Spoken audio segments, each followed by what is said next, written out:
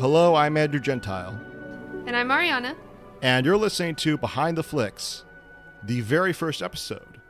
This show is all about me sharing as many facts as I know about filmmaking and directors and behind-the-scenes info about movies and whatnot to Ariana. And you'll join us for the ride. But really, she's way more knowledgeable about films than I am, so she'll probably be lecturing me. And she is giving me like such a head shake right now, which I don't understand why.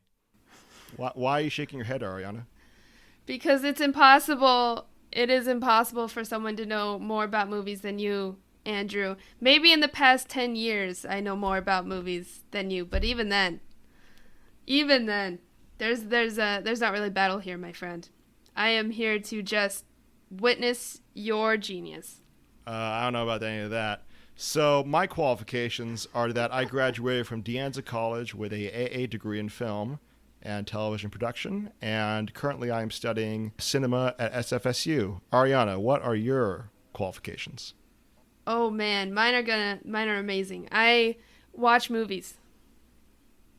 And I cry and I laugh and stuff like that. That's it. Thank you. I'm clapping for myself. I'm clapping. Yeah. Please do. That's amazing. All right. So for our first episode, I want to not just dive into film history, but sink our teeth into it, which is why we'll be covering 1939's The Wizard of Oz. So, The Wizard of Oz, for those of you who don't know, is a story about a girl that grows up in Kansas. I don't really know how old she is, probably like pre-teens, according to, I don't know, the way it seemed. I just finished watching it again for the first time in I don't know how many years, 20 minutes ago. So this young girl is unhappy with her family life because no one's listening to her story about how this wicked lady next door tried to take her dog.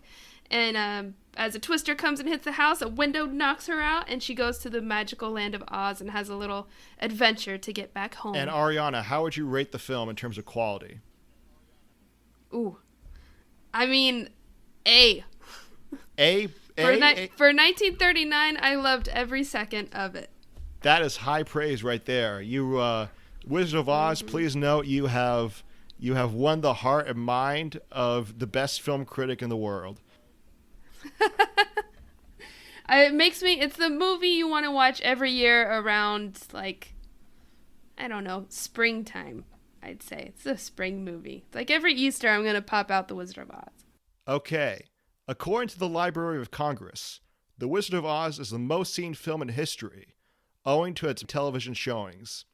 It's also probably and arguably one of the most beloved films of all time.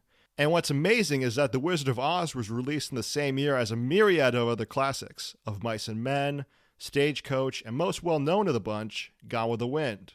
Many historians consider the year that those films were released, 1939, to be the greatest year in the history of Hollywood studio system. However, there are more horror stories behind the making of The Wizard of Oz than one can imagine for such a beloved classic. Ariana? Horror stories? Horror stories? Oh man, yes. Oh man. To backtrack a little bit, let's get our definitions down. Let's just define what was a movie studio. Any guesses, Ariana? Like, how would you define a movie studio back then? I mean, I don't know. I would think it's like this big warehouse with a bunch of like walled areas for sets that you walk around and there's a bunch of movies shooting. Well, that is pretty correct, but it doesn't tell the whole story, to be honest with you. Today, a movie studio is a subdivision of a corporation. For example, the Disney Corporation has theme parks, TV channels, merchandise, etc. And on top of that, a studio for the actual making of the movies. It's just a small piece of the pie. Back in the days of MGM, the movie studio that made The Wizard of Oz, the business of movies was much more singularly focused. Firstly, the way movies were produced was way different from now. The directors, screenwriters, stars, everyone involved in pre-production, post-production, and in between were under contract to the studios. Like, you can't just make them stay at a particular studio. Oh, okay. So, like, if one actress like they can work for any movie studio they want. Like they can go for Lionsgate, and then they can go to Summit, and then they can go to like wherever movie production studio they want to make a movie. Whereas back then, like if you were an actress, you were contracted to say MGM, you can make movies at other studios. You absolutely got that right. With the ellipses that movie studios could loan out other stars. Like, for example, Clark Gable was loaned out for It Happened One Night from MGM to, I believe, Columbia. Studio heads gave the creatives very little, if any, power over their work or even their personal lives. And secondly, movie studios and the movie theaters were one and the same, meaning there was no Walt Disney Pictures and Cinemark Theaters, for example. It was that low Cineplex Entertainment owned MGM, but that's until Congress stepped in the 1950s and realized that that was a monopoly. Wow, okay. And it was at that point that studios had to choose between creating films or exhibiting films. They chose creating, which eventually led to the death of the studio system in the 1960s. It's much less profitable to be actually making movies. But to set the scene for the time that allowed The Wizard of Oz to be made, let me just say, everyone went to the movies back then. And even though it was the Great Depression, like you would think like not a lot of people went to the movies because it was the Great Depression, right? But everyone went to the movies because, for example, there was no TV and they wanted to escape their troubles. And so during the Great Depression, studios were flush with cash. And just like any other business, MGM was looking for a guaranteed way to make money, Ariana. Cash, the big bucks, cheddar, lettuce, if you will. Other synonyms for money. When Walt Disney released Snow White and the Seven Dwarfs in 1937, and it became the highest grossing film released up until that point, fantasy films were the new in genre. Wow, Snow White was the one that set off the fantasy genre? Yes, it did. We'll probably get into this more on a future episode when we cover Snow White. That was the first American feature-length animated film.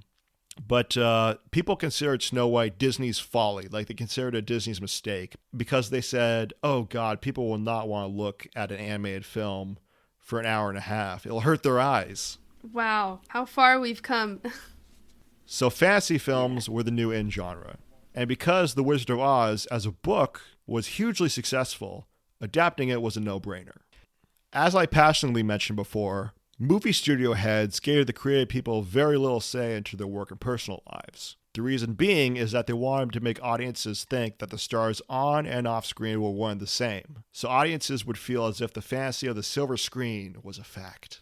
Wow. Furthermore, at the time The Wizard of Oz was made, MGM had the express goal of releasing one film a week from their studio. Holy crap, that's like impossible. Did they do it? Sometimes they did, sometimes they fell short. You know, every once in a while they would do it. Wow, that's a huge goal. And to be honest with you, Ariana, that kind of factory-like situation in terms of making movies is where the tragedy begins. For Wizard of Oz. And the personal lives of the stars who were in the movie business. In order for the demanding output of one film a week to even be attempted, stars were constantly working. And they worked so many long hours that they needed to stay awake. And so MGM thought of a solution. Drugs. Oh, jeez. I knew that was coming. MGM was able to get prescriptions for amphetamines so that their workforce could stay awake.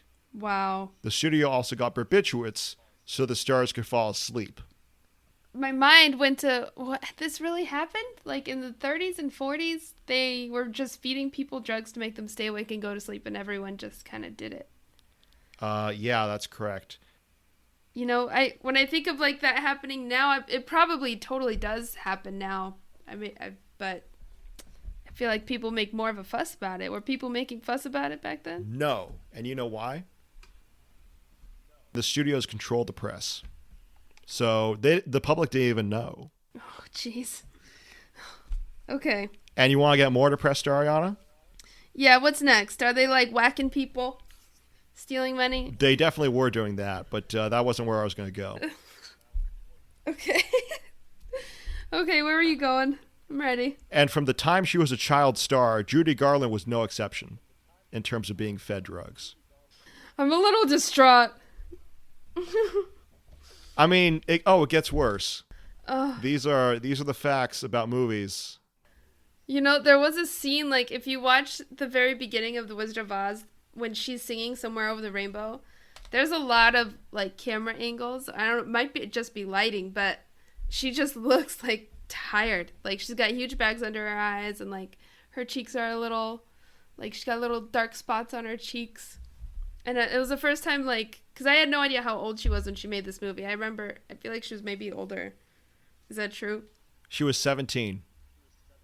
She was only 17? Oh! And by the time she was 17 and cast in The Wizard of Oz, Garland was not only on amphetamines and barbiturates.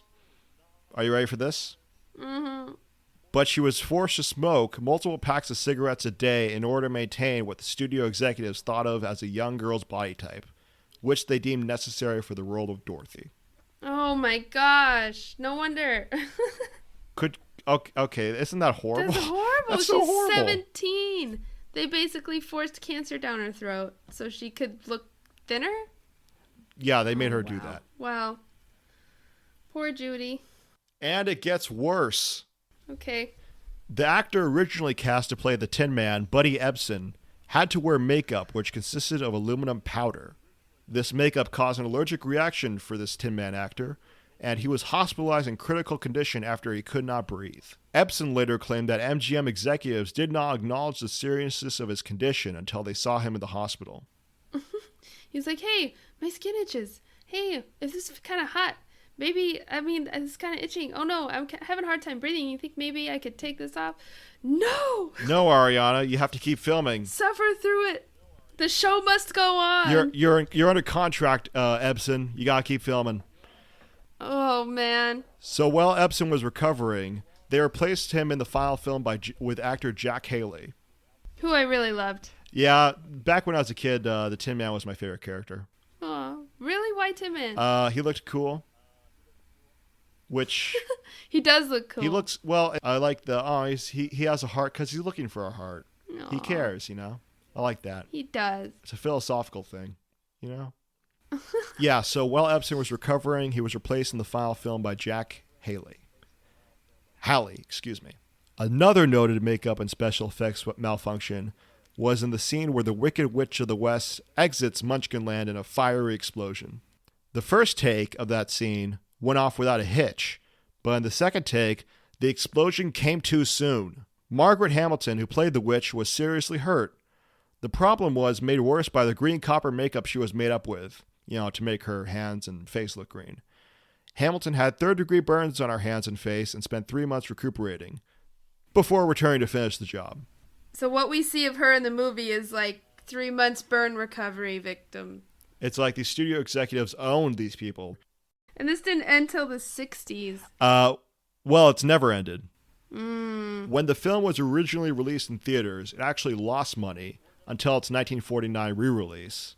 However, The Wizard of Oz was nearly universally acclaimed, which was probably one of the deciding factors that allowed Judy Garland to sign a new contract with MGM. With this new contract, she became, for that moment, one of the top stars in Hollywood. However, to end this list of facts on a sad note, she died of a drug overdose at the age of 49. Oh, man. 49. Do you know the drugs at all? Barbiturates. Wow. When she was 49. It's just so sad. Those are just the stories we know about. So that's kind of one of the points of this podcast, Ariana, is to kind of document and make people aware of, gosh, there are so many stories behind these movies. Like, there are whole lives behind these movies. And it's not all pretty. I mean, there's got to be so many stories. Listeners, if you have any comments, questions, or suggestions for future episodes, shoot us an email at independentcreatorsstudios@gmail.com. If you are so inclined, please rate us and write a review on iTunes or SoundCloud. We'd love to hear your feedback. Behind the Flicks was created and recorded by myself and Ariana. I researched, wrote, and edited this episode. My name is Andrew Gentile. This has been an Independent Creators Studios production.